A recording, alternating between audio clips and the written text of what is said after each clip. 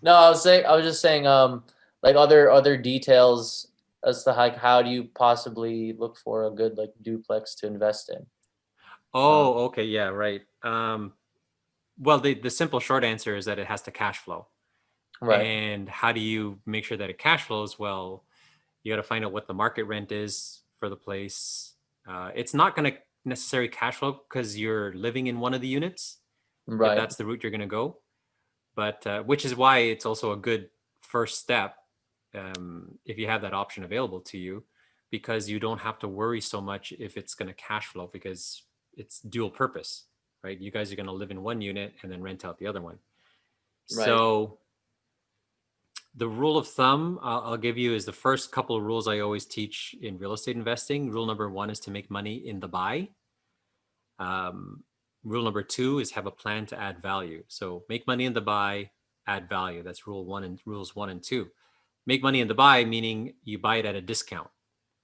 So good for you that you sold your house in Austin in a bidding war and you got top dollar for it. But on the other end, when you're looking to purchase as an investment, you never want to get into a bidding war because then you're right, always going to overpay.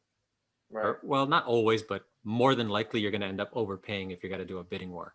So make money in the buy. You need to find someone who's willing to trade time for dollars, meaning if you can close quickly on my property, which is a problem for me as the seller, I'm willing to give you a discount. So it's a mm, fair exchange. You're not looking to take advantage of anyone by giving them a low ball offer. You're basically saying, I can give you a quick out, Mr. or Mrs. Seller. I can help take this problem property off of your hands quickly if you're willing to be flexible with the price. right, So, and you're never going to be coercing them or anything like that. So they can say yes or no. And if they say yes, then that means, okay, I'd rather give up some of the money in return for taking this property off my hands quickly. So right, that's always rule number one. That's the ideal situation that you want to get. Make money in the buy. And then there has to be an ability for you to be able to add value to the property, whether it's converting a single family home and legally or as legal as possible. You know, I know not every real estate investor does a legal second unit, but that's the risk that they want to take. But ideally, a legal second unit that's okayed by the city.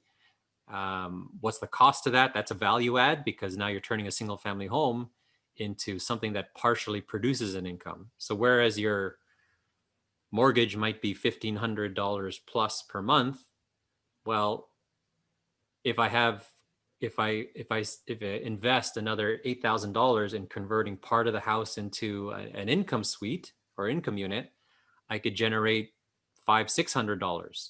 So now my net is maybe $1,000 or so out of mm, pocket because you have that income. right.